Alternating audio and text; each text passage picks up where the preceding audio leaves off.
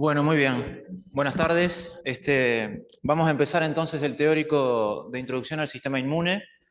Entonces, bueno, es la primera clase que vamos a tener de inmunidad, así que van a ver que, como lo dice el título, la idea de esta clase es hacer una primera aproximación, ver mecanismos generales, ver obviamente la importancia. Ahora vamos a ver un poco los puntos que vamos a tocar en el teórico, pero bueno, obviamente hay muchas de las cosas que vamos a introducir hoy que van a ir viendo a lo largo de todo el curso y en las que van a poder ir profundizando.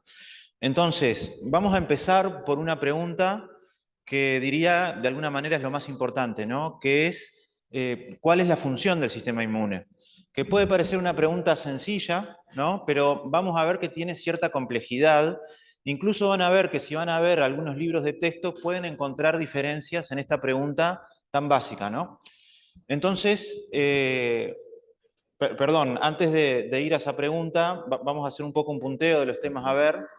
Vamos a ver entonces primero la relevancia fisiológica y médica de la inmunología, como les comentaba, generalidades. Luego vamos a ver de manera muy puntual algunos determinantes de las respuestas inmunes en humanos, y esto lo digo así porque hacia el tercer módulo van a tener una clase específica de este tema, y vamos a ver dos ejemplos muy relevantes de inmunointervención o inmunoterapia, dos ejemplos que son muy relevantes a nivel clínico y que probablemente ustedes ya han oído hablar de ellos. Bueno, uno evidentemente son las vacunas y otro tiene que ver con la inmunoterapia en oncología, cómo podemos modular al sistema inmune para hacer que el propio sistema inmune de un individuo, de un paciente, termine atacando a un tumor. Entonces, como me adelantaba recién, la pregunta esta es, ¿cuál es la función del sistema inmune? Entonces, quisiera preguntarles a ustedes qué les parece, qué podrían responder ante esta pregunta. ¿De qué se encarga el sistema inmune? De los patógenos, está muy bien, ¿sí? Defendernos de patógenos del ambiente, microorganismos infecciosos que causan enfermedad, el sistema inmune se encarga de eso. ¿Algo más?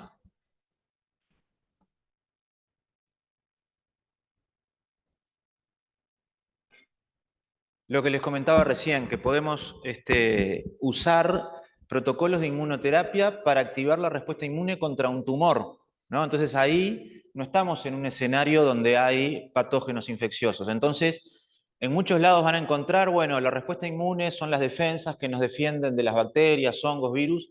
Eso está bien, pero vamos a ir viendo a lo largo de esta presentación de que eso es parte de la realidad y que no podemos definir al sistema inmune solamente como nuestras defensas frente a microorganismos infecciosos. Entonces, una de las formas de entender cómo funciona el sistema inmune y para qué sirve es el estudio de las inmunodeficiencias. ¿Sí? No vamos a entrar en detalle en qué son las inmunodeficiencias.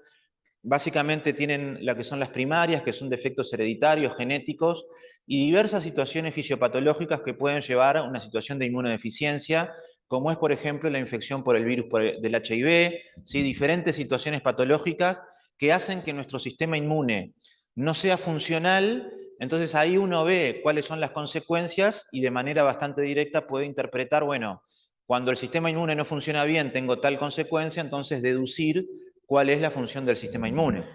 ¿Y qué es lo que sabemos? En individuos que tienen inmunodeficiencias, tanto estas primarias como secundarias, en acuerdo con lo que comentaba el compañero, vamos a observar un aumento de las infecciones. ¿Sí? Ese individuo no va a defenderse bien y va a tener un aumento de infecciones, algunas que lo pueden llevar a la muerte, ¿sí? Pero esa observación, digamos, del aumento de infecciones en una inmunodeficiencia apoya esta idea muy grande y muy clásica, ¿no? De que el sistema inmune nos defiende de microorganismos infecciosos.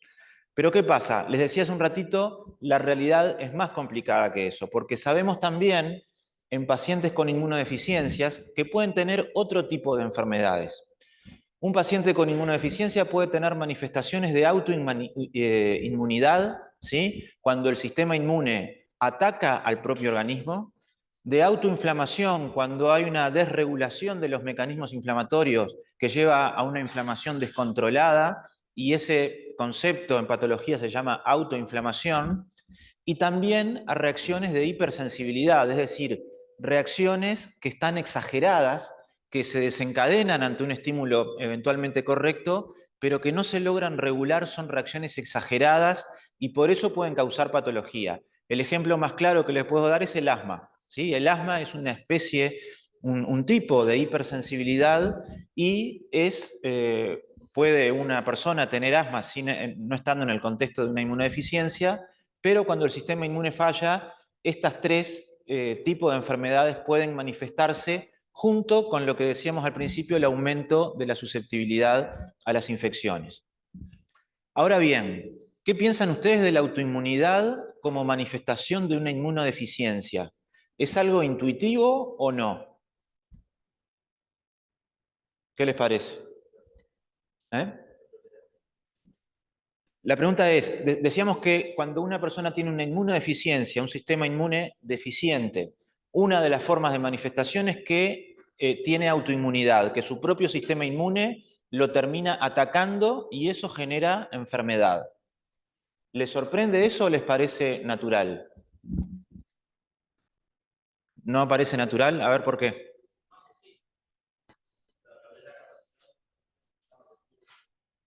Está muy bien.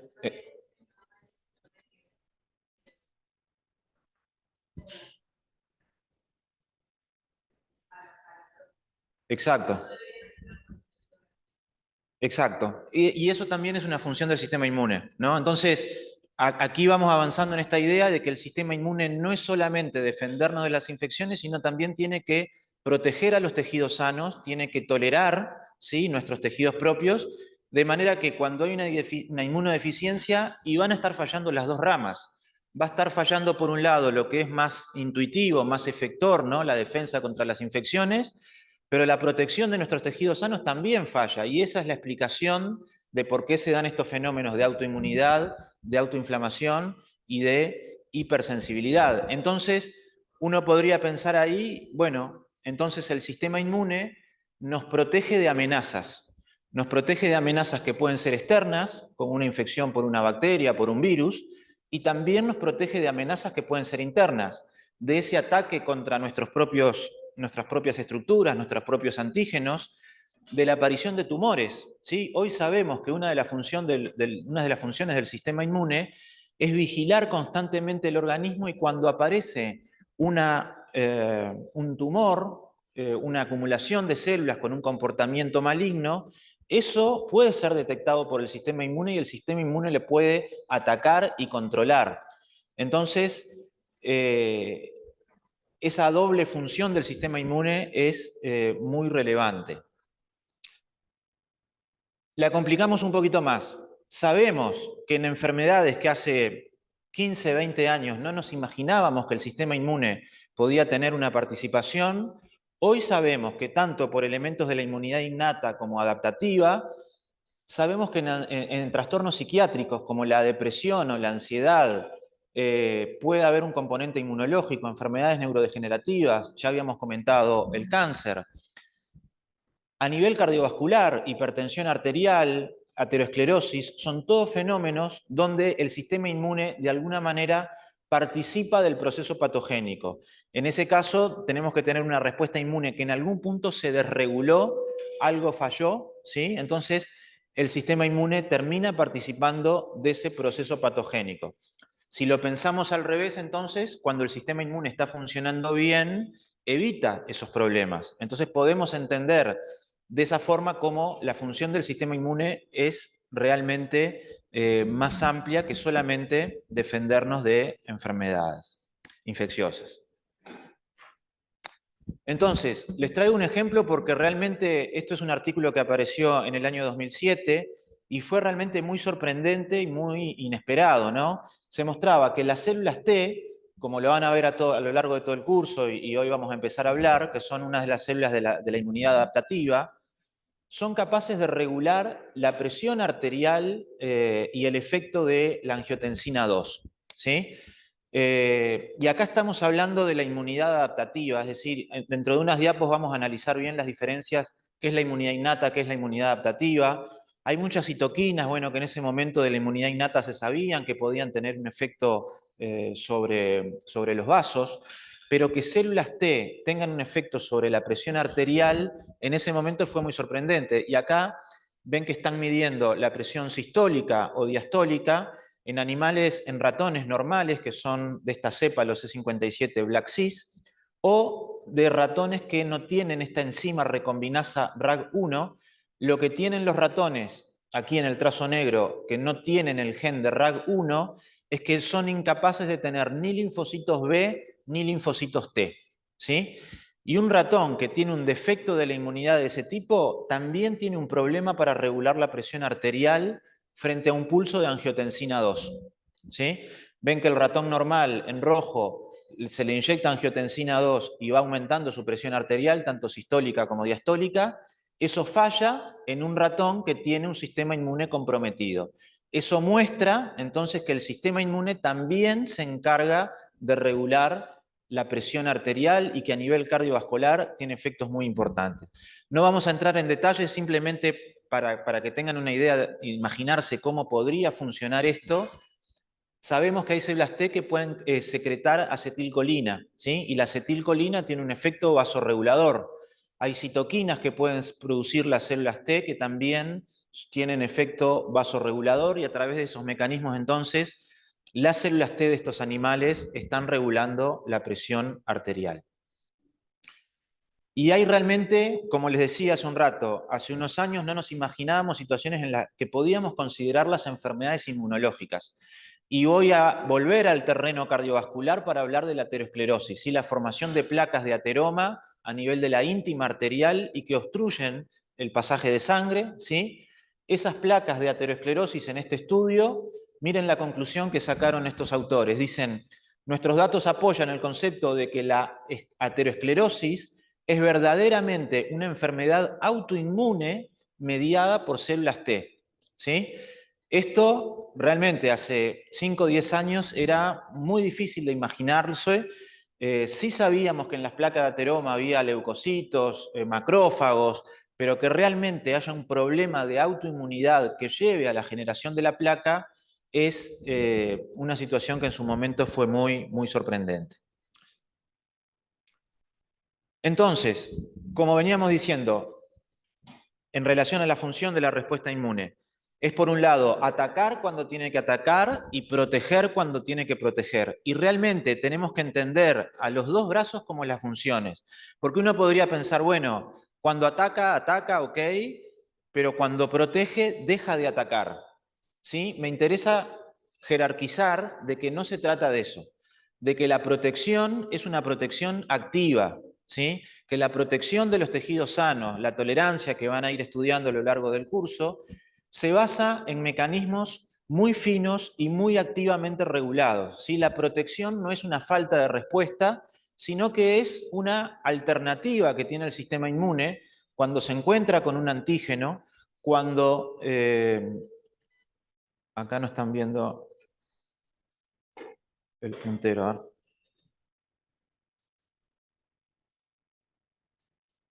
Ahí. Cuando el sistema inmune se encuentra con un antígeno, eso desencadena una inflamación tisular y, como les decía, hay una primera decisión que hace la respuesta inmune. ¿Voy a atacar o voy a proteger? Si se ataca, lo llamamos comúnmente una respuesta inmune efectora o inmunogénica, y en algunas situaciones, evidentemente, eso va a ser beneficioso. ¿En qué situaciones? En las que están en verde aquí. En la eliminación de microorganismos patógenos, evidentemente, ¿no? Como lo dijimos desde el principio, es una de las funciones del sistema inmune. En eliminar tumores, otra de las funciones que dijimos. Esas dos funciones están mediadas por el brazo efector de la respuesta inmune. ¿Y qué pasa con la respuesta reguladora o no inmunogénica? En algunas situaciones también va a ser beneficiosa. Por ejemplo, como lo nombrábamos hace un ratito, para proteger los antígenos propios en el embarazo, ¿sí? Es necesario que haya una respuesta inmune que proteja al feto del sistema inmune de la madre. En las bacterias comensales, en la microbiota que están habitando nuestro intestino, nuestra piel, ¿sí? Nuestras mucosas, todas esas son respuestas inmunes protectoras. ¿Qué pasa? Hay situaciones donde tanto la respuesta inmune efectora como la respuesta inmune reguladora, en lugar de ser beneficiosa, va a llevar a enfermedad. ¿sí? Y ya hemos comentado, por ejemplo, la autoinmunidad como una consecuencia patológica cuando hay una respuesta inmune efectora, ¿sí? Que está generando daño a los tejidos propios.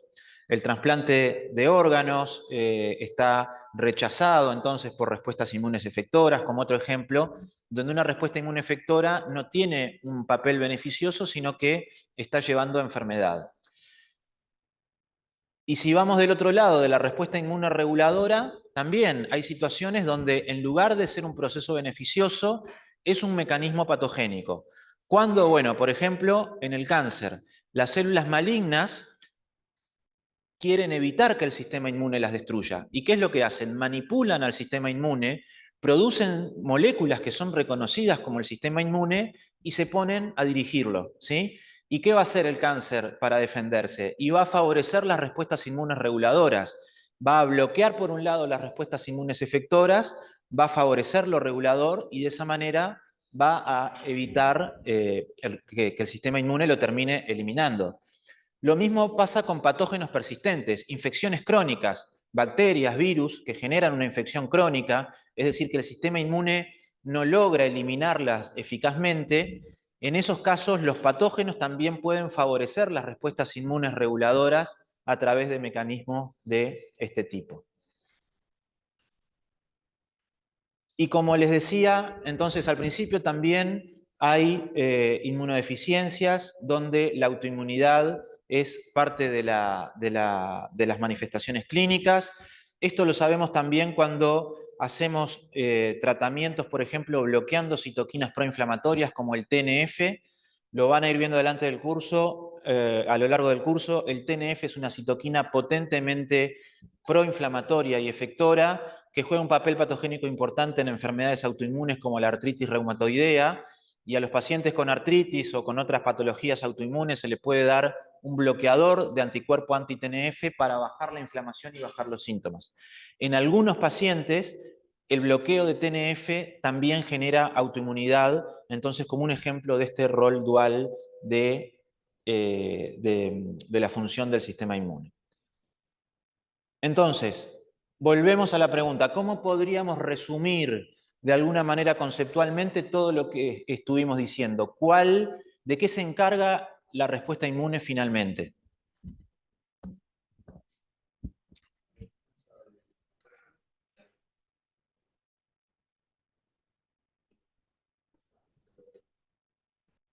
Está muy bien, esos son diferentes ejemplos de lo que vimos, y si le ponemos como un paraguas conceptual, digamos a eso, uno podría plantear que la respuesta inmune se encarga de controlar la homeostasis, ¿sí? Cuando hay un estrés, una alteración, ya sea externo o interno, de diferente naturaleza, que nos saca de la homeostasis, el sistema inmune viene a volver a la homeostasis, ¿sí? Entonces, el fisiólogo Claude Bernard definió la homeostasis como la capacidad del organismo de mantener y regular las condiciones internas. Obviamente el sistema inmune, el sistema nervioso, perdón, es muy importante. El sistema endocrino también, pero junto con el sistema nervioso y con el sistema endocrino, el sistema inmune también juega un papel fundamental en mantener a la homeostasis. Y como lo hemos ido discutiendo también, el sistema inmune tiene esta tarea tan compleja que es, por un lado, atacar lo que tiene que atacar y defender, proteger lo que tiene que proteger, ¿sí? Entonces, eso esencialmente funciona bien porque, bueno, en estado de salud es lo que ocurre.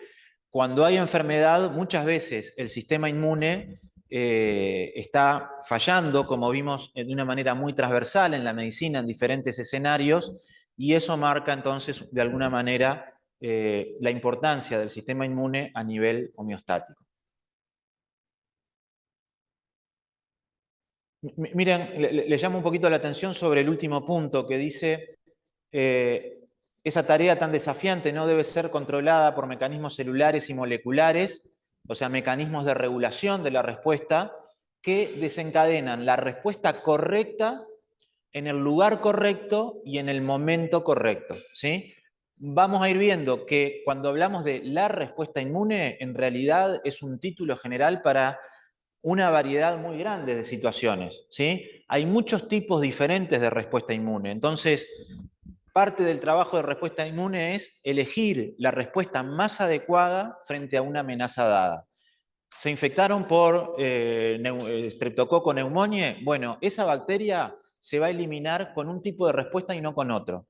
¿Se infectó un lactante con el virus respiratorio sincitial? Bueno, hay un tipo de respuesta que lo va a eliminar.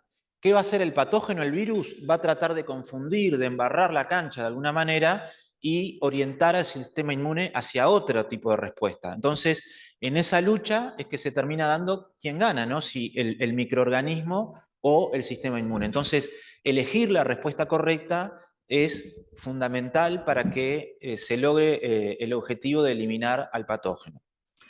El lugar correcto. Vamos a ver que una característica del sistema inmune es que las células del sistema inmune son exploradores, son viajeros, están constantemente recorriendo diferentes órganos y en todos los tejidos hay células del sistema inmunológico. Esas células a veces pueden llegar allí, diferenciarse y estabilizarse, quedarse en ese tejido, pero muchas veces también están yendo de un lado a otro. Entonces, el lugar en que se da la respuesta inmune es muy correcto y el timing, obviamente, el momento en que se da la respuesta es otro aspecto muy importante. No vamos a ir a los detalles, bueno, y no se ve muy bien la letra, pero la idea es como que terminar de reforzar este concepto de el papel del sistema inmune en la fisiología. Sabemos que células y moléculas del sistema inmune participan, por ejemplo, del control fisiológico a nivel encefálico, ¿sí? La poda neuronal por microglía, que son macrófagos del cerebro, el hecho de que células inmunológicas puedan producir neurotransmisores y que péptidos de origen nervioso, de origen neural, también pueden regular a la respuesta inmune. Hay muchísimo que sabemos de cómo el sistema inmune puede regular al aparato cardiovascular, con algunos ejemplos que vimos. Entonces, prácticamente en todos los órganos y sistemas del organismo, la respuesta inmune está regulando, diría casi que al mismo nivel que el sistema nervioso, ¿sí?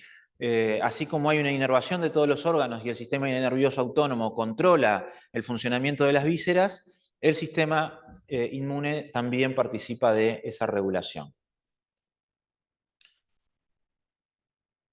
Esto es una editorial que salió en la revista Nature Medicine hace unas 2 semanas, ¿sí? La revista Nature Medicine es una de las revistas de medicina y de investigación biomédica más importante del mundo. Y plantean un concepto que es muy nuevo y que tiene mucha relevancia en estos elementos que estamos analizando del sistema inmune. Ellos dicen, para mejor combatir la enfermedad, tenemos que entender qué hace a la gente resiliente. ¿Escucharon hablar alguna vez el concepto de resiliencia? ¿Sí? ¿De dónde lo escucharon hablar? ¿De qué área de conocimiento? Psicología, ¿sí? Originalmente en realidad viene de la ciencia de materiales, ¿sí? Un material resiliente es que si logramos deformarlo, luego vuelve a la misma forma, ¿sí? No es la resistencia, no es la incapacidad de deformarse, sino que se deforma y si es resiliente, luego vuelve a su misma forma. Obviamente en psicología eso tiene que ver con que la gente pueda, bueno, sobreponerse a las dificultades, ¿sí? Y seguir progresando. Podemos entender entonces a la homeostasis como una forma de resiliencia, ¿sí? La homeostasis que está desafiada, que lo sacamos de homeostasis con diferentes estrés y volvemos a la homeostasis, entenderlo eso como un concepto de resiliencia. Y lo que plantean en este editorial es, sabemos en la medicina que hay muchos factores de riesgo asociados a enfermedades, ¿sí? Si una persona fuma, tiene mucho riesgo de padecer un cáncer de pulmón. Ahora, no todas las personas que fuman terminan con un cáncer de pulmón. Entonces, lo que plantea este editorial es, tenemos que entender qué es lo que hace a la gente resiliente, no solamente entender los factores de riesgo, sino también entender esa resiliencia para poder entender quién se enferma y quién no. Y hay muchos trabajos que empiezan a aparecer en donde la resiliencia del cerebro y del sistema inmune en parte medida por una resistencia al envejecimiento, el cerebro y el sistema inmune son muy importantes para determinar la longevidad, ¿sí? Los individuos longevos se ha visto que tienen una mayor resiliencia, una mayor funcionalidad, tanto de su cerebro como del sistema inmune. Bien, ¿alguna pregunta hasta aquí de lo que vimos? Perfecto. Bueno, entonces vamos a ir entrando en diferentes generalidades del sistema inmune. Y la primera que quiero comentarles es un concepto muy grande y muy importante, y es que la inmunidad se coordina entre los tejidos. Y tenemos que entender entonces al sistema inmune como un sistema líquido, como células y moléculas que están en solución, en líquidos, en el plasma, en la linfa, y que están, como les decía, permanentemente viajando de un órgano a otro. Entonces, hay órganos linfoides primarios donde se generan las células de la inmunidad, como la médula ósea, como el timo, ¿sí? Y esas células se van a generar a partir de médula ósea, timo, y van a viajar una vez que completaron su maduración, ¿sí? A través de la linfa, de los vasos sanguíneos, van a ir a los ganglios linfáticos, van a ir al vaso, ¿sí? Van a ir a la piel y a las mucosas, de manera que las células inmunológicas están en permanente movimiento, viajando de un tejido a otro, y la información que se obtiene en un órgano se lleva a otro órgano. Por ejemplo, ustedes tienen un dolor de garganta, tienen una infección, una faringitis, una infección de la garganta, les van a doler los ganglios, ¿sí? ¿Qué quiere decir eso? Que hay células del sistema inmune que están yendo desde la mucosa faríngea hasta ganglios linfáticos que drenan esa faringe. Hay información que se está llevando a través de células que migran, ¿sí? Y se detecta en un lado la respuesta, el problema, a nivel de la faringe hay leucocitos que dicen, bueno, hay una infección, llevan a esa infección al ganglio linfático, ¿sí? Y en el ganglio linfático se organiza una respuesta, como les comentaba hoy, en función de la información que se trae, es la decisión que se va a tomar de qué tipo de respuesta. Pero ven cómo esta idea entonces de permanente movimiento y de permanente coordinación en los tejidos es muy importante para entender a la respuesta inmunológica. No vamos a entrar en detalles, pero sabemos hoy que a nivel intestinal se puede entender de alguna manera el intestino como un enorme órgano inmunológico. Porque lo que decíamos hoy, esta función del sistema inmune de detectar amenazas y de protegernos, en el intestino es particularmente difícil. ¿Por qué? Porque las células inmunológicas que están en el intestino, que son una cantidad muy grande, alrededor de un tercio de todos nuestros linfocitos están en el intestino, las células inmunológicas del intestino están expuestas a una enorme cantidad de bacterias de la microbiota, a los metabolitos, a moléculas que vienen del ambiente externo, de nutrientes, sí, que pueden ser reconocidas como amenazas, idealmente no, pero hay un riesgo de que sean reconocidas como amenazas. Un ejemplo es, un ejemplo es la enfermedad celíaca, ¿sí? Entonces, la regulación de la respuesta a nivel del intestino es enormemente importante. Y sabemos hoy también que hay enfermedades en otros órganos, por ejemplo, encefalitis autoinmune, ¿sí?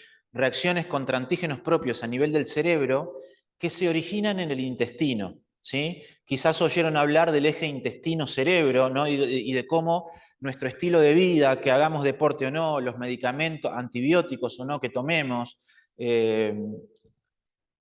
la dieta, evidentemente, modula nuestra microbiota y esa microbiota termina impactando en las células del sistema inmune a nivel del intestino y de nuevo con esta idea de migración constante, las células del intestino pueden ir a otros órganos y generar problemas a órganos muy distantes como por ejemplo el cerebro. Ahora bien, hay una palabra clave en todo este armado de la respuesta que es la coordinación, ¿sí? Entonces acá les pongo este ejemplo de una orquesta, ¿no? De música que evidentemente requiere muchísima coordinación. Muchas veces nos podemos imaginar una respuesta inmune como un campo de batalla, ¿no? Como, bueno, hay que ir a atacar a las bacterias y hay, bueno, diferentes efectores, diferentes soldados que tienen que coordinarse. Es una forma que lo podemos imaginar, pero también una orquesta, ¿no? Donde requiere actores que son distintos, cada músico con un instrumento es distinto del otro, pero esa complementariedad y organizada de una manera muy estricta lleva a un producto deseable, ¿no? Lo que sería la respuesta inmune. Un detalle que les quiero hacer notar aquí, ven que estamos hablando de una directora de orquesta y no de un director. Vamos a ver al final de la clase quién es que organiza toda la respuesta inmunológica, a ver cuál es el tipo celular que lo está haciendo.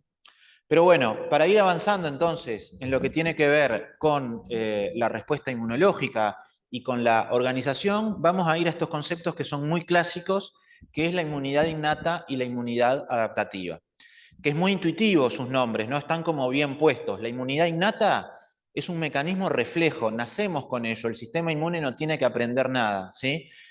Ante una infección hay una respuesta que es rápida, y si se fijan aquí, en minutos y en horas, en función del mecanismo que estemos hablando, esta respuesta que viene con el nacimiento, la respuesta innata, va a ponerse en marcha para tratar de controlar a la amenaza. De nuevo, en general lo vamos a ver con un ejemplo infeccioso, pero esa amenaza puede ser tanto externa como interna. Ustedes ya han ido conociendo algunos de estos tipos celulares, ¿no? Fagocitos, neutrófilos, macrófagos, células dendríticas, otros componentes celulares como los mastocitos, muy importantes en la inflamación, células natural killer, células innatas linfoides, dentro de lo que es el capítulo de los linfocitos innatos, y a eso tenemos que agregarle también moléculas solubles, como el complemento, ¿sí? Una cascada de proteínas que ante una infección, por ejemplo, ante una infección bacteriana, se va a activar una cascada proteolítica, ¿sí? Y el complemento va terminando generando fragmentos que van a ser funcionales a la respuesta inmunológica. Y esa respuesta inmune innata es muy potente y muchas veces logra contener una infección. Pero hay veces que no, hay veces que el patógeno logra escaparse de esa respuesta innata y entonces es necesario ir a un segundo nivel de defensa. Y es ahí donde estamos hablando de la inmunidad adaptativa. ¿Por qué adaptativa? Porque la respuesta, este tipo de respuesta va a adaptarse a cada tipo de amenaza. Va a ser muy distinta la respuesta si estamos hablando de un patógeno intracelular o extracelular. Va a ser muy distinto si hablamos de una bacteria extracelular, de un hongo o de un virus, ¿sí? Entonces, el tipo de respuesta inmunológica se adapta y está mediado básicamente por estos dos tipos celulares, el linfocito B y el linfocito T, ¿sí? Estos son los dos actores de la respuesta inmune adaptativa. El linfocito B, que se va a diferenciar hacia células plasmáticas o células productoras de anticuerpos, y va a estar mediando lo que llamamos la inmunidad humoral, ¿sí? Cuando ustedes, por ejemplo, se vacunan, se les pueden buscar anticuerpos, por ejemplo, vacuna contra el COVID, y ahí lo que estamos evaluando es el brazo humoral de la respuesta inmune adaptativa a través del estudio de lo que es la producción de proteínas, de glicoproteínas, que se liberan a circulación, que están en el torrente sanguíneo, en la linfa, en la piel y en las mucosas, y que van a ir a reconocer y atacar a los organismos que desencadenaron la amenaza. Y por otro lado tenemos la respuesta inmune adaptativa celular, y eso es el área de los linfocitos T, ¿sí? Y esos linfocitos T, vamos a ver que hay básicamente dos tipos, unos linfocitos que expresan la molécula CD8 y que son células se diferencian hacia células citotóxicas que van a ir a matar, por ejemplo, una célula infectada por el virus, ¿sí? Estos linfocitos T efectores citotóxicos, aquí está representada una célula infectada, van a reconocer que esa célula está infectada y la van a ir a matar. Y tenemos también linfocitos cooperadores, y en las próximas diapos vamos a aclarar un poquito esta heterogeneidad que hay dentro de los linfocitos T. Entonces, ante este tipo de amenazas, como que tenemos diferentes líneas de defensa, ¿sí? Primero, tenemos la primera línea que está dada por la piel, las mucosas, péptidos antimicrobianos, enzimas, la propia flora microbiana, ¿sí?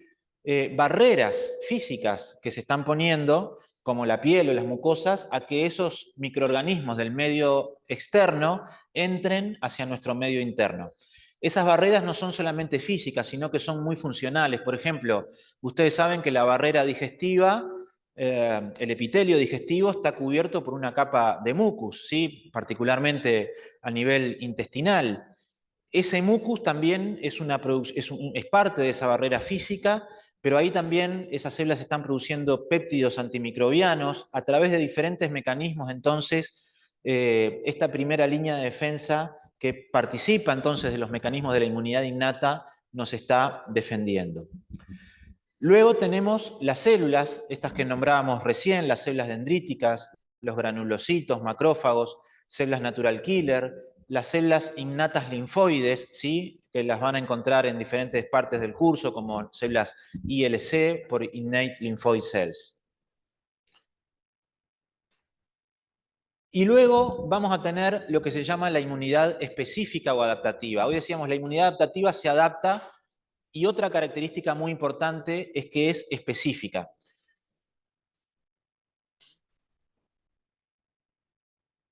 Les decía hoy, la inmunidad adaptativa se adapta al tipo de amenaza, mientras que la inmunidad innata va a dar una respuesta de alguna manera un poco más estereotipada. ¿Sí? El proceso inflamatorio que resulta de toda la organización de la respuesta innata es de alguna manera un proceso que es más común ante diferentes tipos de amenazas en comparación con lo que es la respuesta inmune adaptativa, que va a ser muy específica ante una amenaza dada.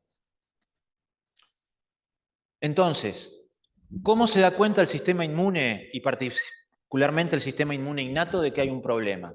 Tiene receptores, receptores que detectan diferentes estructuras. Por ejemplo, patrones asociados a los patógenos, ¿sí?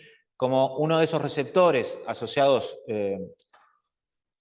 receptores de patógenos, son los receptores de tipo TOL, que pueden detectar patrones microbianos y que van a llevar a la producción de citoquinas, glicoproteínas pequeñas que son comunicadores celulares y que van a llevar la información a otra célula, y eso va a llevar, por ejemplo, a que macrófagos aumenten su capacidad de destruir microbios, al proceso inflamatorio y a inducir la inmunidad adaptativa. Después hay receptores de fragmentos del complemento, ¿sí? Cuando se da esa cascada proteolítica y se empieza a degradar proteínas a nivel del plasma, hay receptores a nivel de las células innatas que también detectan esa información y van a contribuir con todo este proceso, ¿sí? Mientras que también hay otros tipos de receptores, por ejemplo, que pueden detectar células apoptóticas, y en este caso la función es más llevar hacia la reparación tisular. Pero de alguna manera lo que quería mostrarles en esta diapo es cómo el sistema inmune, a través de receptores, logra detectar, diagnosticar qué es lo que está pasando en el microambiente y llegar a la conclusión entonces de que hay un problema. Tanto porque directamente detecta un patógeno o como porque hay señales indirectas de que hay un patógeno. El complemento, la degradación de proteínas a nivel plasmático es como una señal indirecta de que hay una infección, pero eso también es interpretado por el sistema inmune innato como un problema.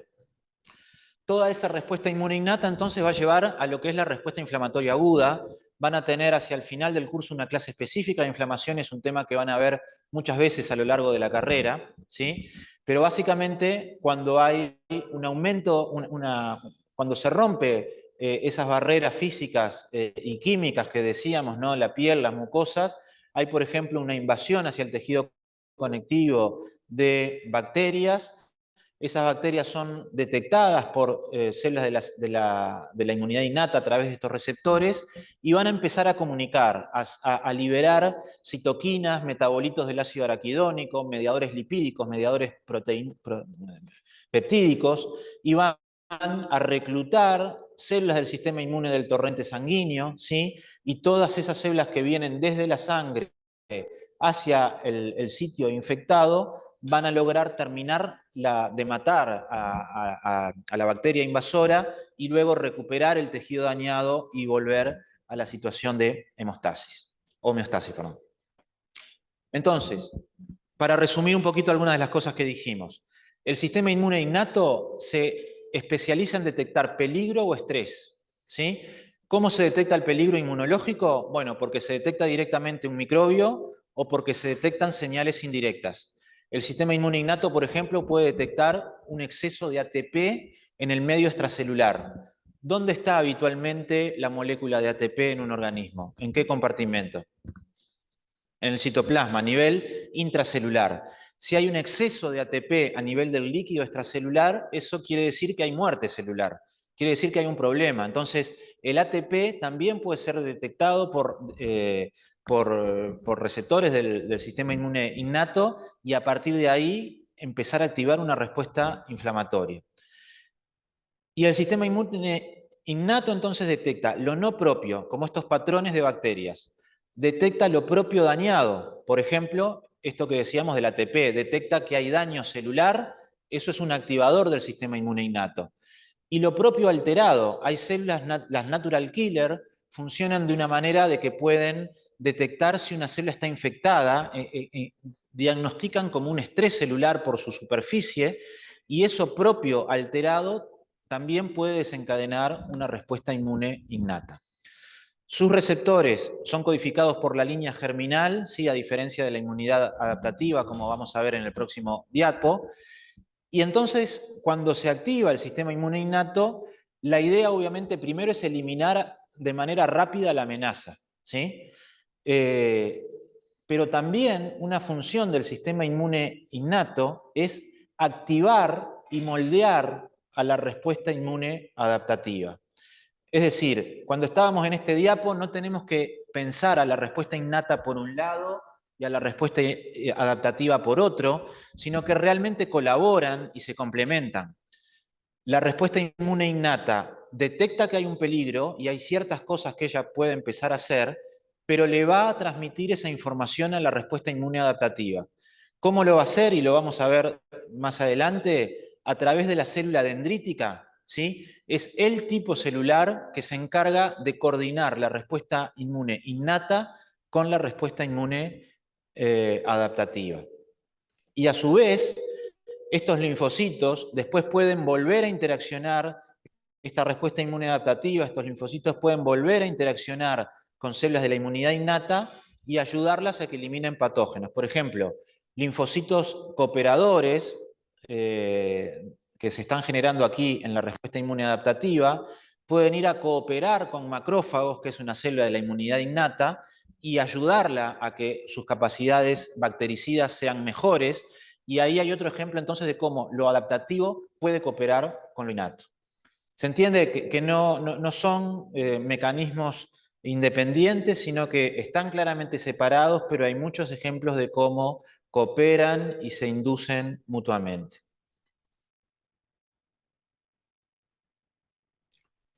Entonces, el sistema inmune adaptativo, hoy les decía, por un lado tenemos la respuesta inmune humoral mediada por linfocitos B, que cuando reconocen el antígeno que las activa, van a diferenciarse a células plasmáticas, esas células plasmáticas secretar anticuerpos y esos anticuerpos van a controlar a la amenaza que los desencadenó. Y luego tenemos dentro del brazo adaptativo la respuesta inmune celular. Y ahí tenemos una gran división, lo que son los linfocitos que expresan la molécula CD4 y los linfocitos que expresan la molécula CD8. Siempre van a ver que los linfocitos CD4 los llamamos cooperadores. ¿Por qué cooperadores? Porque ellos no van directamente a resolver el problema, sino que el linfocito CD4 va a cooperar con un linfocito B para ayudarlo a que produzca más y mejores anticuerpos. El linfocito CD4 cooperador, como les decía hace un rato, va a cooperar con el macrófago y hacer que genere más radicales libres del oxígeno, del nitrógeno, más enzimas proteolíticos y pueda matar mejor a una bacteria. Y por otro lado tenemos lo que son los linfocitos CD8 o citotóxicos, ¿sí? Un linfocito T básicamente puede ser o CD4 o CD8, hablando de un linfocito maduro, ¿sí? Y el linfocito CD8 tiene la capacidad de ir a matar una célula que está infectada directamente. A diferencia del CD4 que tiene que cooperar con alguien, el CD8 él directamente puede ir y resolver el problema. Eso obviamente es un mecanismo muy potente, muy eficaz, tiene sus problemas porque mantengamos presente que siempre estamos en esta dualidad, ¿no? De que activar una respuesta inmunológica tiene cierto peligro. Obviamente puede ser muy necesario, pero siempre está latente el peligro de que terminemos dañando un tejido que en realidad estaba sano. Entonces la célula CD8 es un riesgo que hay que tomar, pero bueno, vamos a ver hoy a lo largo de todo el curso que hay muchísimos mecanismos que controlan esos potenciales problemas. Y dentro de los linfocitos CD4, la mayor parte de esas células son cooperadoras, pero hay un pequeño porcentaje de los linfocitos CD4, entre un 5 y un 10% en la sangre periférica de los humanos, que se llaman linfocitos supresores o reguladores. ¿Cuál es la función de esos linfocitos? Protegerlo. ¿Sí? Y aquí encontramos lo que decíamos al principio, que la respuesta inmune, por un lado, tiene mecanismos efectores para matar lo que tiene que matar, pero también tiene que proteger. Uno de esos mecanismos son los linfocitos reguladores o supresores, dentro de los cuales los mejor caracterizados son los CD4. Sí, sí, exacto.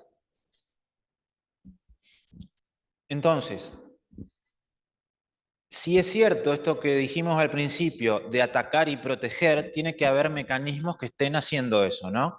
Entonces, les decía recién, los linfocitos CD4 hay cooperadores, efectores y también linfocitos reguladores que van a proteger a los tejidos sanos.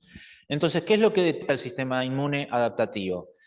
Obviamente tiene que detectar lo no propio, ¿no? Los antígenos, las estructuras foráneas que vienen del ambiente externo y que pueden hacernos daño, tiene que ser detectado, ya sea por los linfocitos B o por los linfocitos T, para llevar adelante esa función de protegernos de las amenazas externas.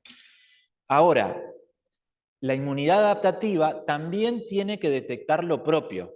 Es decir, algunos linfocitos, y particularmente estos linfocitos supresores, cuando encuentran un antígeno propio, tienen que activarse no para matar, sino para proteger.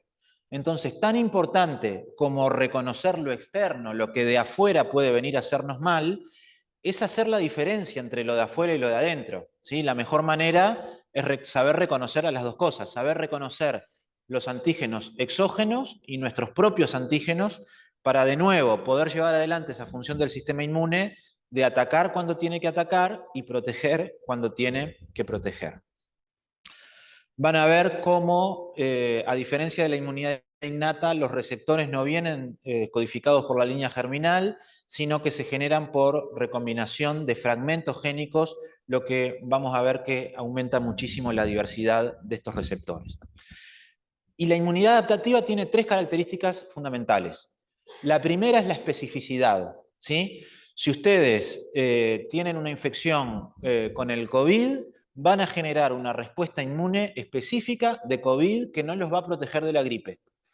Y a la inversa, si ustedes tienen una gripe, se infectan con el virus de la influenza, esa inmunidad los va a proteger de esa infección y no del COVID o de cualquier otra infección. Entonces, por definición, la respuesta inmune adaptativa es específica. ¿Cómo se logra esa especificidad? Porque los receptores de la respuesta inmune adaptativa logran diferenciar detalles muy menores a nivel molecular, ¿sí? Y pueden decir, esto es una bacteria, esto es un virus, este es un tipo de bacteria. Esa especificidad entonces es fundamental para la respuesta inmune adaptativa. Y al mismo tiempo que es específica, tiene que ser diversa, porque nos tiene que proteger virtualmente de cualquier amenaza externa, de cualquier infección, de cualquier molécula externa, ¿sí? Entonces se dan cuenta lo complejo que es, ¿no? Porque le pedimos que nos proteja de todo, pero que sepa diferenciar, ¿no? Entonces, que sepa diferenciar es la especificidad, que sea amplia esa respuesta es la diversidad. Y otra característica muy importante de la respuesta inmune adaptativa es la memoria, ¿sí? Cuando alguien se infecta por un virus, va a generar una respuesta inmune y si se encuentra más adelante de nuevo con ese virus, el sistema inmune se va a acordar, literalmente tiene memoria y va a generar una respuesta que va a ser más rápida, que va a ser mejor, ¿sí? El sistema inmune fue educado de alguna manera y esa memoria le permite que cuando se encuentre de nuevo con esa amenaza responda de mejor manera. Obviamente esa es la base de la vacunación, ¿no? Cuando se inyecta una vacuna, cuando se inmuniza a un individuo, se le muestran estructuras de patógenos al sistema inmune, el sistema inmune queda prevenido y cuando de verdad se encuentra con el patógeno, eso va a ser una respuesta inmune que llamamos secundaria, porque es la segunda vez que ve el antígeno, y esa respuesta se va a basar en la memoria, va a ser una respuesta mucho mejor que lo que hubiera sido una respuesta primaria. Este concepto de la memoria del sistema inmune adaptativo es muy clásico. Hay estudios recientes que muestran que la inmunidad innata puede tener un comportamiento similar, ¿sí? Que se llama inmunidad entrenada. No hablamos de memoria en el sistema inmune innato, hablamos de inmunidad entrenada, y sabemos que a través de mecanismos epigenéticos de regulación de la expresión génica, de control de la cromatina y de las histonas, las células del sistema inmune innato pueden responder rápidamente ante una nueva exposición a un patógeno, pero ese mecanismo de la inmunidad innata, la inmunidad entrenada, es distinto de la memoria de la respuesta inmune adaptativa, pero comparten características comunes como este hecho de recordar, digamos, los encuentros previos. Bueno, esto es lo que veníamos hablando un poco, ¿no? El linfocito B y T son los mediadores del sistema inmune adaptativo. El linfocito B va a encontrar, aquí bien en la superficie del linfocito B están representados anticuerpos. Cuando se encuentra el antígeno que es reconocido por estos anticuerpos, se va a llevar adelante un proceso de activación de esa célula, va a empezar a proliferar y se va a diferenciar en otra cosa. Ya no es un linfocito B, se va a diferenciar en un plasmocito, una célula cuya función es producir anticuerpos, producir y liberarlos al líquido extracelular, y esos anticuerpos van a encontrar a las bacterias, a la amenaza que las activó y van a ir a eliminarlos.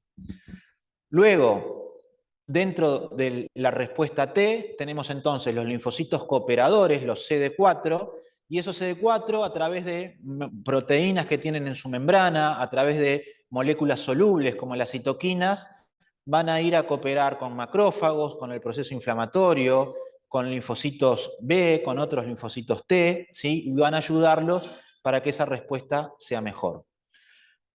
Luego tenemos los linfocitos CD8 que se diferencian a los citotóxicos, que como decíamos directamente pueden ir a matar una célula infectada por un virus, una célula tumoral, ¿sí? La identifican como una amenaza, van y directamente la matan.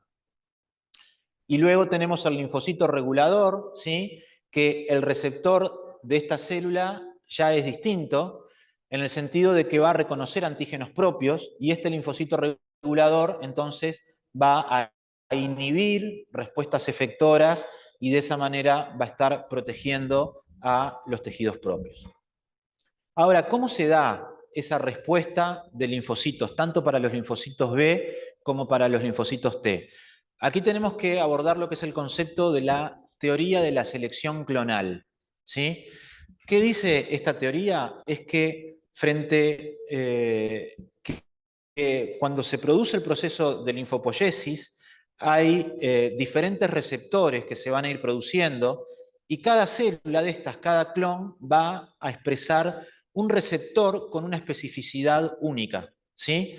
Este linfocito va a reconocer una estructura y cada uno de estos van a reconocer estructuras distintas. Imagínense que estamos hablando de 10 a la 9, 10 a la 12 variedades distintas de clones, ¿sí? Entonces aquí de alguna manera estamos viendo lo que es la diversidad, una de estas características de la respuesta inmune adaptativa, que es la diversidad, que podemos responder frente a una variedad muy grande de estímulos. Entonces, cuando hay un antígeno que entra al organismo, un antígeno exógeno, por ejemplo, de una bacteria, ese antígeno, cada uno de esos antígenos va a ser reconocido por uno de los clones de estos linfocitos T. ¿Se entiende? No es que todos los linfocitos van a reaccionar con la bacteria, no, solamente aquellos clones que son específicos de las estructuras de esa bacteria, ¿sí? Y de esa manera, estas células van a proliferar y van a encargarse de la respuesta. Si lo analizamos en una dinámica, digamos, aquí podemos ver que estamos analizando el número de células T específicas de antígeno en función de los días luego de una infección, ¿sí?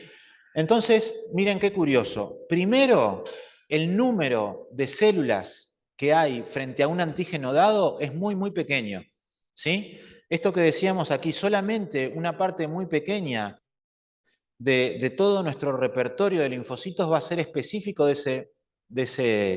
esas estructuras. ¿Por qué se imaginan que es necesario esto? ¿Por qué no tenemos, ya partimos de un altísimo número de células específicas para cada antígeno, para cada bacteria? ¿Qué problema puede haber con eso? ¿Perdón? ¿Más alto? Mucha energía, sin duda, y junto con la energía hay un problema de espacio, simplemente. ¿Sí? Si nosotros tuviéramos millones y millones de linfocitos específicos de cada antígeno que puede haber en la naturaleza, no hay lugar en nuestros ganglios, en nuestros órganos linfoides secundarios, ganglios, vasos para todo eso. Entonces, ¿cuál es la estrategia? Para cada especificidad tenemos un poquito. Y si es necesario ponerlo a jugar, mandarlo a la cancha, eso se expande, ¿sí? Y es lo que estamos viendo en definitiva aquí en esta gráfica. Ven que al día cero de la infección tenemos un número muy, muy bajito. Cuando se da la infección hay una expansión de esos clones, hay una expansión clonal, una proliferación para que esa lucha sea más de igual a igual, ¿no? Ustedes tienen bacterias que se están reproduciendo de manera muy, muy rápida, tienen una enorme invasión de bacterias y tienen que ir a luchar con eso con unos poquitos linfocitos. Bueno, lo primero es expandamos el ejército de linfocitos y ahí llegamos entonces a esta expansión clonal hasta una fase de meseta donde se ponen en marcha todos estos mecanismos efectores. ¿Qué sucede si esa respuesta salió bien? ¿Qué pasó con el agresor? Se eliminó. Entonces, por un lado, no tenemos más el estímulo que estaba llevando adelante la respuesta, ¿sí? Y además hay muchos mecanismos activos que se llevan adelante para llevar este declive homeostático. ¿Qué pasa? Si cada vez que tenemos una infección vamos a aumentar nuestros linfocitos, ¿sí? Al cabo de algunos años, este problema de espacio al que les refería hace un ratito, lo vamos a tener. Entonces, ¿qué es lo que se hace? ¿Qué es lo que hace el sistema inmune? Los expande, pero luego disminuye, mata a las células que ya no son necesarias. ¿Por qué no son necesarias? Porque eliminamos a la bacteria, al virus que nos desencadenó esa respuesta. Y ahí llegamos a la etapa de memoria, ¿sí? Esos linfocitos, luego de que la infección fue resuelta, hay algunos que van a sobrevivir y pueden sobrevivir muchísimos años. ¿Sí? Van a estar presentes durante muchísimos años, haciendo que, esperando de que si ese antígeno, esa bacteria, vuelve a infectarnos, podamos responder de manera muy rápida. Entonces, miren este matiz. El número de células memoria está un poco por arriba de lo que partíamos al principio. ¿Sí? Es decir, bajamos el número, pero como que dejamos plata en el banco de alguna manera, ¿no? Nos aseguramos como, bueno, hubo un problema con esta bacteria, vamos a dejar un poco más de lo que tuvimos al principio, y eso es una de las explicaciones de que la respuesta secundaria, de que si viene de nuevo una infección, esa respuesta pueda ser mejor. Pero no es solo un tema cuantitativo. Cualitativamente también esta respuesta memoria va a ser mejor. ¿Sí? La respuesta memoria, respuesta secundaria, va a ser mejor que la respuesta primaria. Entonces, aquí ven un ejemplo, un experimento donde se está inyectando con el antígeno X. ¿Sí? Entonces, se inmuniza un animal de experimentación con el antígeno X, ¿sí? Y hay una respuesta que se da en primera instancia, que es la respuesta primaria, donde los linfocitos B, en este caso, van a estar diferenciándose hacia células plasmáticas productoras de anticuerpos. Y unos días más tarde, entonces, venimos a inyectar de nuevo contra el antígeno X y contra el antígeno Y. ¿Y qué pueden decir aquí entonces? ¿Qué tipo de respuesta vamos a tener en esta inmunización contra el antígeno X y contra el antígeno Y? ¿Cuál es la diferencia? ¿Cuál? La X, porque es una respuesta secundaria, ¿sí? El nivel de anticuerpos que estamos midiendo aquí es más alto, la pendiente es más empinada porque esa respuesta es más rápido, pero al mismo tiempo estoy inmunizando con otro antígeno, que es la primera vez que lo ve el sistema inmune. Y para el antígeno Y va a ser una respuesta primaria. Y acá están viendo también esta otra característica de la inmunidad adaptativa, que es la especificidad. Cómo la respuesta inmune discrimina entre un antígeno y otro y sabe que a uno ya lo vio, al X, y sabe que al otro no lo vio todavía, y es capaz de discriminar entre el antígeno X y el Y. Y eso obviamente es fundamental para protegernos de manera específica frente a cada tipo de amenaza. ¿Alguna pregunta hasta aquí?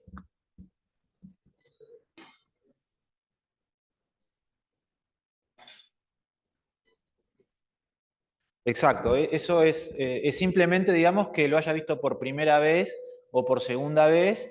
Y bueno, yo les decía que cualitativamente son muy distintas. En este ejemplo de los anticuerpos, lo van a ver en los próximos días, los diferentes tipos de anticuerpos que hay. Hay un tipo de anticuerpo, que es la IgM, que es la respuesta primaria. Mientras que en una respuesta secundaria se hace un anticuerpo de mejor calidad, que es el IgG. Entonces, si uno en una policlínica de ginecología, por ejemplo, está controlando una embarazada y queremos saber si esa embarazada estuvo expuesta al toxoplasma gondii, ¿sí? Porque la toxoplasmosis puede generar muchos problemas a nivel del embarazo, entonces el laboratorio nos va a decir, esta mujer embarazada tiene anticuerpos de tipo IgM. El anticuerpo IgM es el que se da en una respuesta primaria, mientras que el anticuerpo IgG es el que se da en una respuesta secundaria. Entonces, si el laboratorio me dice, la mujer embarazada tiene anticuerpos IgG, eso quiere decir que está ante una respuesta secundaria y es muy probable que esa infección ya fue resuelta, porque esa respuesta secundaria es muy potente y esas IgG probablemente se mantienen mucho tiempo a lo largo del tiempo. Sin embargo, si el laboratorio me dice, hay una respuesta de anticuerpos y es de tipo IgM, eso quiere decir que es una respuesta aguda, que es una respuesta primaria, y eso cambia todo en el control del manejo de la embarazada. No tiene nada que ver que esté cursando una infección por Toxoplasma gondii, produciendo una respuesta primaria con anticuerpos anti-IgM, que sea una infección que ya pasó, que ya fue curada, y que eso lo estaríamos viendo con los IgG.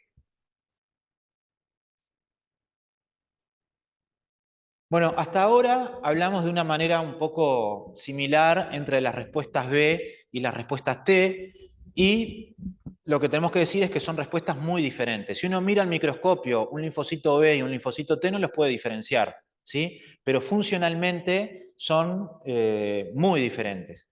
Y una de las principales diferencias es que el linfocito B puede reconocer el antígeno de manera soluble, ¿sí? Los receptores del linfocito B, el clon que reconoce un antígeno específico, se va a encontrar en la circulación, por ejemplo, con una proteína secretada por una bacteria, la va a reconocer y va a llevar adelante este proceso de expansión clonal, de proliferación, y luego a diferenciarse hacia células productoras de anticuerpos y va a llevar adelante este brazo de la inmunidad humoral. Sin embargo, la célula T, si yo le doy el mismo antígeno soluble, va a ser totalmente incapaz de responder frente a ese antígeno. Aún si este antígeno es la estructura reconocida por su receptor del linfocito T. El TCR o receptor del linfocito T, para cada clon reconoce una estructura. Yo tengo, por ejemplo, en un tubo de ensayo los linfocitos T que reconocen a este antígeno, pongo el antígeno y no va a ocurrir absolutamente nada. ¿Sí? Gran diferencia entonces entre la respuesta celular por células T y la respuesta humoral por linfocitos B. ¿Cuál es la diferencia? ¿Qué precisa el linfocito T? Precisa una célula accesoria, una célula que le presente a ese antígeno, que le diga en un contexto molecular, esto es un problema. Esa célula presentadora de antígeno básicamente podemos encontrar a 3 células que cumplen esa célula de presentación de antígeno. A los macrófagos, al linfocito B y a la célula dendrítica. Sin embargo, si hablamos de estimular por primera vez a un linfocito virgen que nunca se encontró con ese antígeno, la única célula del organismo que es capaz de activar esa respuesta T es la célula dendrítica.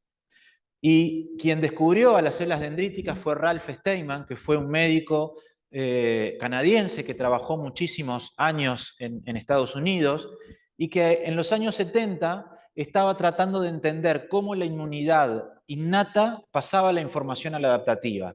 Y primero pensó que eran los macrófagos y trataba de poner macrófagos con linfocitos T, ponía el antígeno y veía que no pasaba nada.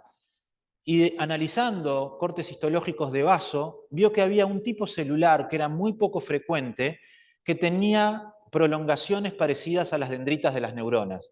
Y le llamó a ese tipo celular célula dendrítica. ¿Sí? Y bueno, en su momento y luego un trabajo de muchísimos años mostró que la célula dendrítica es la única célula capaz de activar a un linfocito T virgen. ¿Sí? ¿Por qué? Ahora vamos a ver en los próximos diapos qué tiene la célula dendrítica que le permite hacer ese trabajo. Una pequeña anécdota sobre Ralph Steinman es que en el año 2011 se le dio el premio Nobel por este descubrimiento. Ahora, quizás ustedes han escuchado hablar alguna vez que el premio Nobel no se da a una persona que ya murió, la idea es dárselo a una persona viva, ¿sí? Y Ralph Steinman padeció durante mucho tiempo un cáncer de páncreas, ¿sí? Él se inyectaba sus propias células dendríticas como terapia y eso probablemente se asoció a una sobrevida un poco más alta que tuvo Steinman, de unos 5 años, que para el cáncer de páncreas, que es una enfermedad muy, muy agresiva, fue un resultado muy novedoso. Entonces, ¿qué pasó? Ralph Steinman con su cáncer de páncreas, un día, es un viernes, muere, ¿sí? Y su hija, el sábado al otro día, el sábado, va a mirar su computadora, va a mirar el mail y encuentra un mail de la Academia de Noruega, de Suecia, perdón, de Estocolmo, donde se le atribuía el premio Nobel por su descubrimiento de las células dendríticas.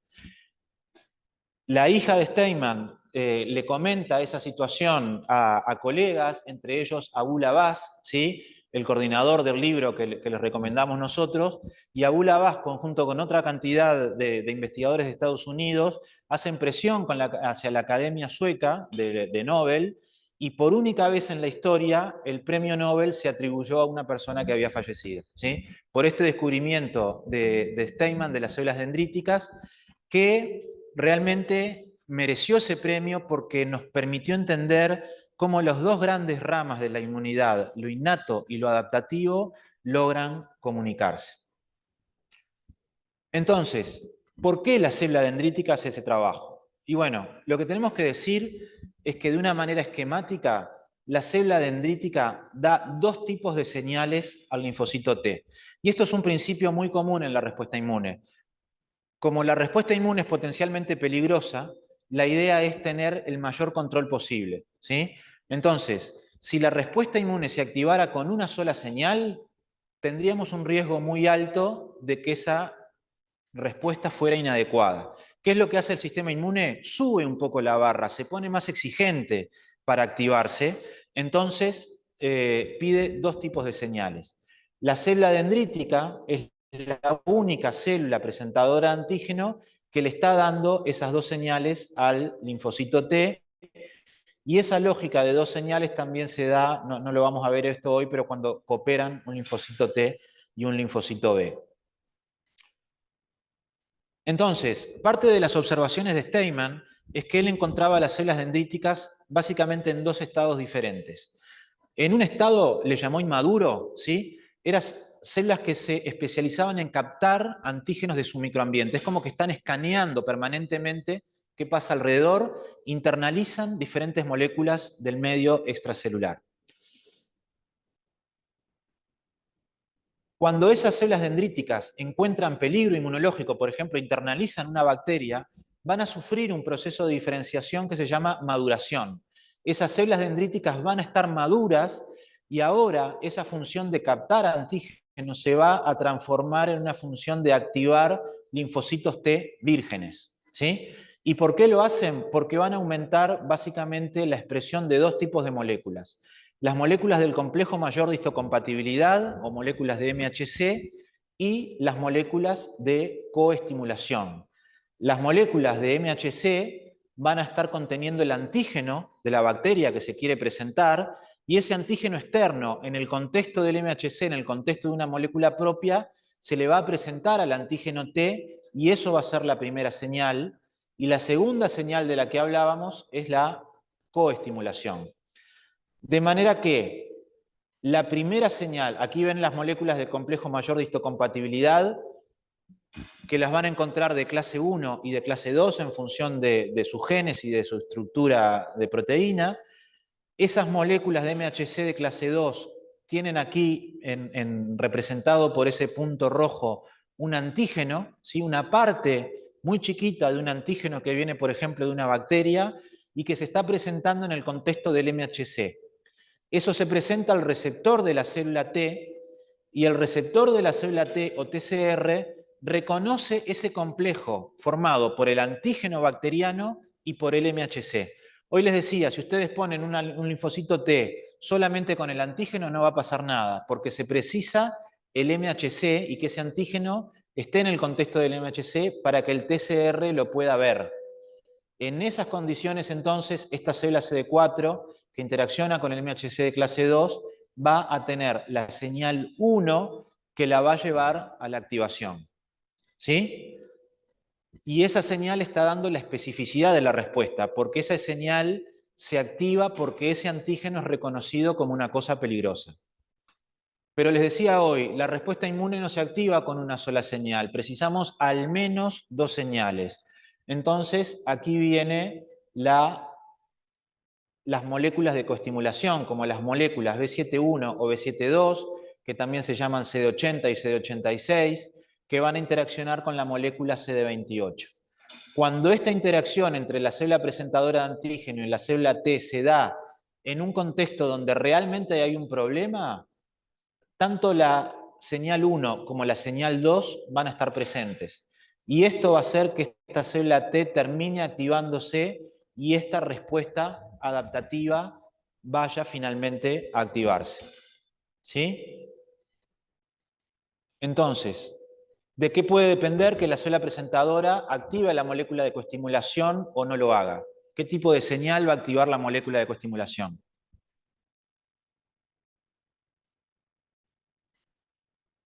¿Un antígeno propio? Es una señal de peligro, ¿no? Cuando la célula presentadora está detectando que hay peligro, va a aumentar estas moléculas B7-1, B7-2 para poder llevar adelante esta segunda señal. ¿Qué tiene que detectar entonces esa célula presentadora? Moléculas de patógenos, ¿sí? Citoquinas proinflamatorias. Una respuesta inmune que se está activando produce citoquinas. Un patógeno va a tener patrones moleculares asociados a él. Si la célula dendrítica, por un lado, internaliza una bacteria, la rompe, sus antígenos, sus proteínas, las rompe hasta péptidos bien chiquitos que entren aquí en el MHC, también está expuesta a todo ese entorno y entonces de esa manera aumenta B7-1, B7-2 y lleva a la segunda señal que va a permitir que la respuesta se active. Imagínense, como sucede todo el tiempo en nuestro organismo, a nivel de las mucosas, de la piel, la célula dendrítica está sensando, ¿no? ¿Qué es lo que pasa? Y está internalizando células muertas. Son células nuestras, no tienen que ser atacadas. Esa célula dendrítica va a estar dando solamente la señal 1. Eso no queremos atacarlo y por eso la señal 1 no es suficiente. Ahora, si estamos realmente en una situación de peligro inmunológico, la célula dendrítica va a detectar todo eso y por un lado va a activar la señal 1, pero todo ese contexto va a llevar que aumente B7-1 y B7-2 y también va a llevar entonces a la señal 2 y eso es la diferencia entre que haya o no una respuesta inmunológica activada o no. ¿Sí? Exacto, son moléculas de coestimuladora, no son las únicas. Otro eje muy caracterizado, muy conocido es CD40 y CD40 ligando, ¿sí? Y B71 y B72 lo pueden encontrar en los libros también como CD80 y CD86 y van a unirse a la molécula CD28 del lado de la célula T. Entonces, volviendo a esta idea de que los leucocitos migran y llevan información de un órgano a otro, la célula dendrítica realmente hace este trabajo. La célula dendrítica, cuando encuentra peligro, va a meterse en este proceso de la maduración, y la maduración de la célula dendrítica va a hacer que migre desde la piel y las mucosas hasta el ganglio linfático. ¿Por qué tiene que migrar hasta el ganglio linfático? Porque acá la están esperando linfocitos T con diversas, ahí están como concentrados los linfocitos T con diversas especificidades. Y la célula dendrítica migra desde el tejido periférico hasta el ganglio, y donde están los linfocitos T, particularmente a la zona T del ganglio linfático, va a llevar esa información, y los linfocitos T que tengan el receptor que conoce el antígeno que está trayendo la célula dendrítica se van a activar, van a proliferar y va a llevarse adelante esta respuesta inmune adaptativa. Entonces, fíjense que la célula dendrítica inmadura, como les decía hoy, se especializa en capturar antígenos, ¿sí? Y va a expresar poco moléculas de coestimulación, moléculas de adhesión, que también son importantes para la sinapsis con el linfocito T, ¿sí? Y las moléculas de MHC. Ahora, cuando la célula dendrítica se madura, porque hay patógenos, porque hay citoquinas proinflamatorias, va a aumentar la expresión del MHC para hacer mejor señal 1, las moléculas coestimuladoras para hacer señal 2, y va a expresar receptores de quimioquinas que la van a llevar hasta el ganglio linfático. Entonces, la célula dendrítica como que acopla esa capacidad de presentar antígenos y la migración, ¿sí? Cuando hay un problema, migra y llega hasta el linfocito, hasta el ganglio linfático para presentar a los linfocitos T. No vamos a entrar en detalles, lo van a ir viendo a lo largo del curso también. Las células dendríticas tienen su heterogeneidad, ¿sí? Las células dendríticas llamadas convencionales, hay de dos tipos, 1 y 2, y vienen de un precursor común de célula dendrítica. Estos tienen funciones de activar a linfocitos CD4 y CD8. Hay linfocitas, células dendríticas plasmacitoides, que son muy importantes en la infección antiviral, mientras que hay células dendríticas que pueden diferenciarse a través de monocitos, y estas son muy importantes en situaciones inflamatorias, y cada una de estos tipos de células dendríticas va a activar a linfocitos T diferentes en esta variedad de la que hablábamos hoy, y esto es una idea que van a ir viendo mucho a lo largo del curso, cómo la respuesta de CD4 la podemos diferenciar básicamente en lo que son las respuestas llamadas T-helper 1, T-helper 2 o T-helper 17. ¿Sí? ¿Y cómo hace entonces la célula dendrítica por qué la célula dendrítica hace diferenciar a los CD4 en diferentes alternativas? De nuevo, esta idea que les decía hoy, la célula dendrítica decodifica la información, sabe si estamos hablando de una bacteria, de un hongo o de un patógeno intracelular, y esa información se la pasa al linfocito T, y cada respuesta es la más adecuada frente a un tipo de amenaza.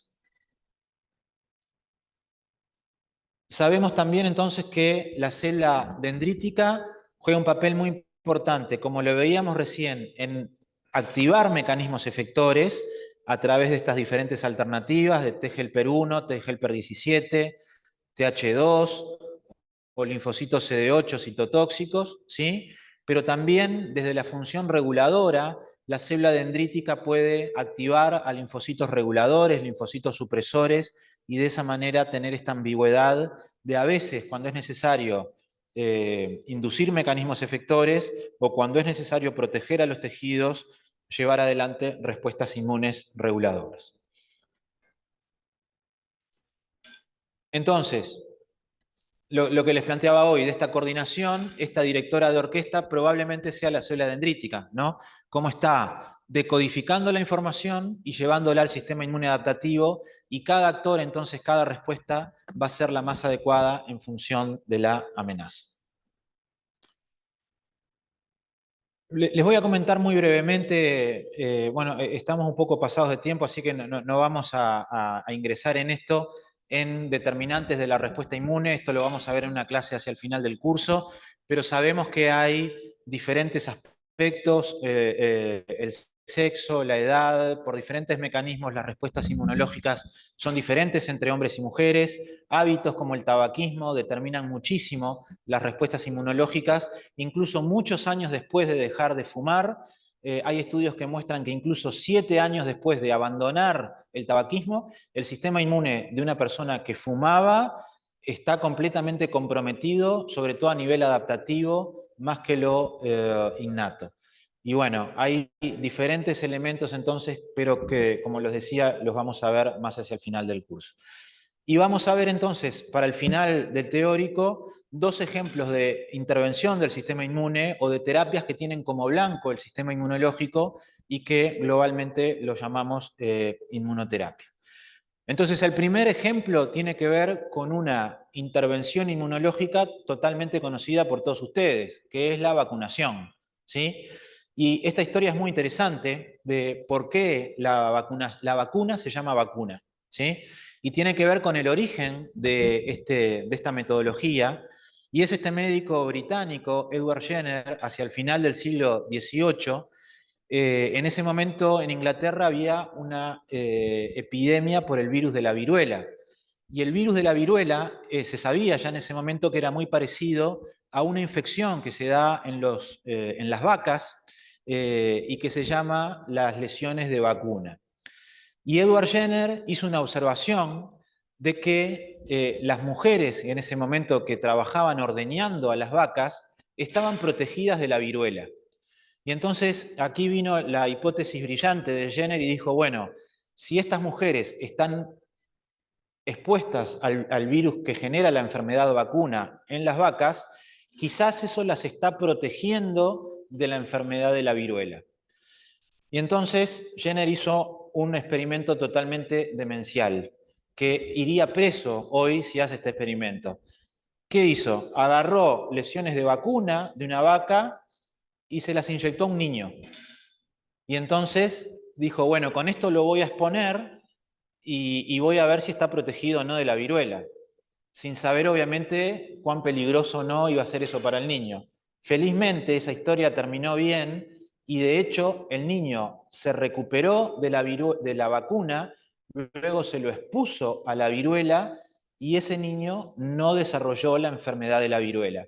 Mostró Edward en este experimento salvaje, ¿no? De que efectivamente el sistema inmune puede ser educado, que el sistema inmune, bueno, él en ese momento no conocía obviamente las bases inmunológicas, pero este experimento demostró que la inmunización, que la vacunación, entonces, después, obviamente, en el correr del tiempo, sabemos que la vacunación es una de las intervenciones médicas que más vidas han salvado a lo largo de la historia de todo el mundo, ¿sí? Y sin ir más lejos,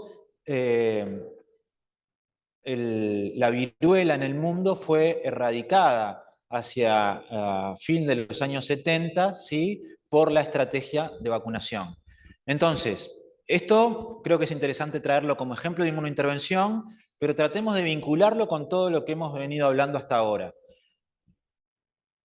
¿Cómo está y para hacer eso vamos a analizar cómo está compuesta una vacuna. Una vacuna está compuesta por un antígeno más un adyuvante, ¿sí? Entonces tenemos dos componentes. El antígeno, cuando nosotros introducimos un antígeno en una vacuna, ¿qué tipo de respuesta estaremos buscando? Adaptativa, porque los antígenos son reconocidos por la respuesta inmune adaptativa. Si yo hago una vacuna solamente con un antígeno, ¿qué piensan? ¿Voy a tener buena inmunidad o no? ¿No? ¿O sí? Si yo tengo solamente antígeno, en la lógica esta de señal 1 y señal 2, ¿qué voy a tener? Señal 1, ¿no? Porque la señal 1 era el antígeno presentado. Y se acuerdan que la señal 1 sola no alcanzaba, que precisaba más de una señal. Entonces, ¿cómo hago para que la vacuna sea efectiva? Le pongo un ayudante, algo que venga a ayudar, le pongo elementos que me activen a la inmunidad innata, ¿sí? Entonces, si yo con una vacuna, por un lado tengo el ayudante que me activa la inmunidad innata, y por otro lado tengo el antígeno que me ayuda a la inmunidad adaptativa, entonces ahí sí voy a poder generar una buena respuesta que me vaya a proteger de una futura infección, ¿sí? Entonces, toda esta lógica que veníamos hablando de las dos señales, de la inmunidad innata, de la inmunidad adaptativa, es absolutamente relevante cuando analizamos cómo está diseñada una vacuna, ¿sí? ¿Se entiende? O sea, si nosotros estimulamos al sistema inmune, pero no le decimos contra quién tiene que atacar, esa vacuna no nos va a estar protegiendo de nada específico. Y a la inversa, si solamente le doy el antígeno sin señales de peligro, ese sistema inmune no se va a activar. Entonces, cuando a ustedes los vacunan y duele la vacunación, está rojo, ¿sí? Está inflamado, eso es que la respuesta inmune innata está teniendo lugar, que está habiendo una reacción, eso es lo que estamos buscando con la vacuna, y luego la parte del antígeno nos va a dar esta especificidad para que se ataque de manera específica al patógeno que estamos queriendo proteger. Y el último ejemplo que quiero darles es la inmunoterapia oncológica, ¿sí? Entonces, vamos a introducir brevemente qué es lo que pasa en un tumor maligno, cuando hay una proliferación descontrolada de células y esas células adquieren características de invasión a nivel local, a nivel sistémico, esas células están liberando antígenos que son captados por células dendríticas que van al tumor, ¿sí? A ver qué es lo que está pasando ahí. Esas células dendríticas, como lo veíamos hoy, van a migrar, ¿sí? Hacia el ganglio linfático. A nivel del ganglio linfático van a interaccionar con los linfocitos T, y esos linfocitos T que reconocieron su antígeno van a volver al tumor, y sobre todo los linfocitos citotóxicos, los CD8, van a reconocer al tumor como una amenaza, la van a matar, se van a liberar más antígenos, y esto alimenta este ciclo llamado ciclo cáncer-inmunidad. Ahora, si ponemos la lupa aquí en el ganglio linfático, van a ver que tenemos a la célula dendrítica, ¿sí?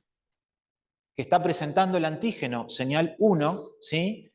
Y vamos a encontrar de nuevo, en este contexto de peligro, de activación inflamatoria, la expresión de B7, el CD80 o CD86 por la célula dendrítica. Y aquí tenemos el CD28. ¿Sí? ¿Se acuerdan que el CD28 era el ligando de B7? Y cuando se da esa unión, hay una activación del linfocito T. ¿Qué pasa? El linfocito T, como todo, tiene que activarse pero hasta cierto punto. Y el linfocito T tiene mecanismos que bloquean esa activación. Y uno de esos mecanismos es la molécula CTLA4. Entonces, cuando el linfocito T expresa CTLA4 y el CTLA4 se une a la molécula B7, este linfocito T va a dejar de activarse, y esta, de alguna manera, es como una señal inhibidora, el CTLA4, ¿sí? El CTLA4 no es una señal coestimuladora porque estimule, sino que juega el papel opuesto. A nivel del tumor hay otra molécula que es la célula tumoral, como ven aquí, puede estar expresando la molécula PDL1, que es parecida al CTLA4 y que tiene su ligando a PD1. Cuando el tumor expresa PDL1 y lo une a PD1, de nuevo van a haber señales negativas para la célula T. ¿Se acuerdan hoy cuando les decía el tumor se defiende de la respuesta inmune y el tumor manipula a la respuesta inmune? Bueno, es esto. El tumor expresa una molécula que apaga el linfocito T. Y el tumor favorece la expresión de CTLA4 en lugar de CD28. ¿Cuál es la consecuencia de todo eso? Que el linfocito T que va a matar al tumor se encuentra totalmente desarmado, lo desenchufaron, ¿sí? Y ese linfocito T ya no es funcional. ¿Para qué sirvió todo este conocimiento? Para decir, bueno, vamos a bloquear estos mecanismos que favorecen al tumor. Entonces pueden ver que hay anticuerpos anti-CTLA4 que vienen a bloquear al CTLA4. Y si yo bloqueo al CTLA4, estoy favoreciendo la interacción de CD28 con B7. ¿Se entiende? Aquí había un freno para la respuesta inmune. Y yo ahora vengo a bloquear el freno con un medicamento que es el anticuerpo anti-CTLA4. Y lo mismo puedo hacer con el eje PDL1-PD1. Puedo inyectarle al paciente, y esto es una terapia que ha revolucionado la oncología, inyectarle anticuerpos anti-PDL1 o anti-PD1 y sacar este freno y hacer que esta célula que tenía el freno de mano puesto, aquí voy a tener un linfocito activado y que va a lograr matar a la célula maligna. Entonces, se dan cuenta cómo hay una comprensión fisiológica muy fina, ¿no? Porque durante todo el siglo XX se intentó estimular al sistema inmune para matar al tumor y todo fracasó. Funcionaba bien en los ratones, pero a nivel clínico fracasaba. ¿Y qué fue lo que funcionó a nivel clínico?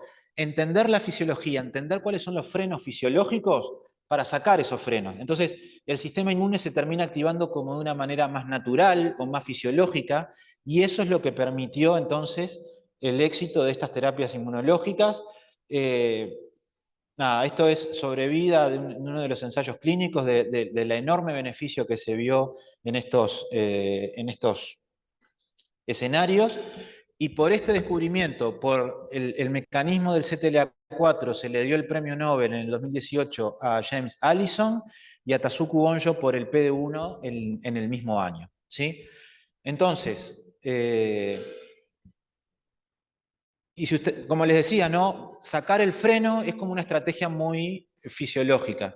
Y si ustedes lo piensan, hay otros ejemplos en la medicina. Por ejemplo, fármacos antidepresivos, ¿sí? Como la sertralina. ¿Qué hace la sertralina? Es un inhibidor de la recaptación de serotonina. ¿Sí? Si yo le doy sertralina a un paciente deprimido, estoy haciendo que en su hendidura sináptica haya más sertralina. No porque aumente la liberación, sino porque evito que se saque de la hendidura sináptica, bloqueando la recaptación. De alguna manera es lo mismo, ¿no? Estoy bloqueando un freno fisiológico. Y quería, para terminar, mostrarles uno de los trabajos que van a analizar a nivel de los seminarios, que fue publicado por nuestro grupo de investigación, donde mostramos que esta molécula, que es un canal iónico TEMEM176B, es un freno, no a nivel del linfocito T, sino a nivel de la inmunidad innata. A nivel de las células dendríticas, TEMEM176B funciona como un freno fisiológico que evita la activación de la inmunidad antitumoral, y si nosotros venimos a bloquear ese freno fisiológico, ya no en la inmunidad adaptativa, sino en la inmunidad innata, voy a estar logrando activar entonces una respuesta inmune antitumoral en modelos experimentales.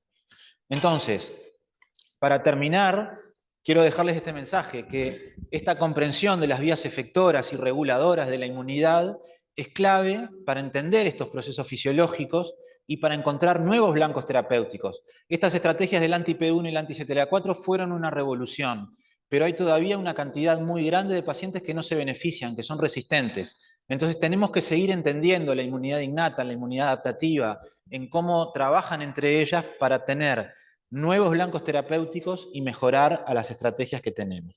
Entonces, para terminar, quiero dejarlos con esta reflexión que dice, estos cavernícolas dicen, ¿y para qué se puede usar esto? No sabemos, lo que hacemos es investigación básica.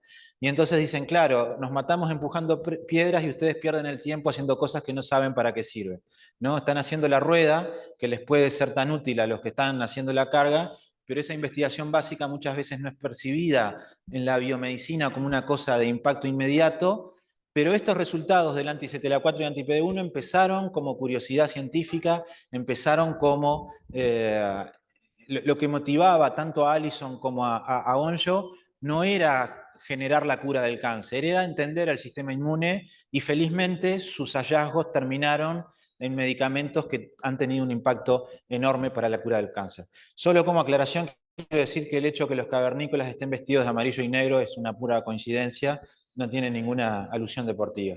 Muchas gracias.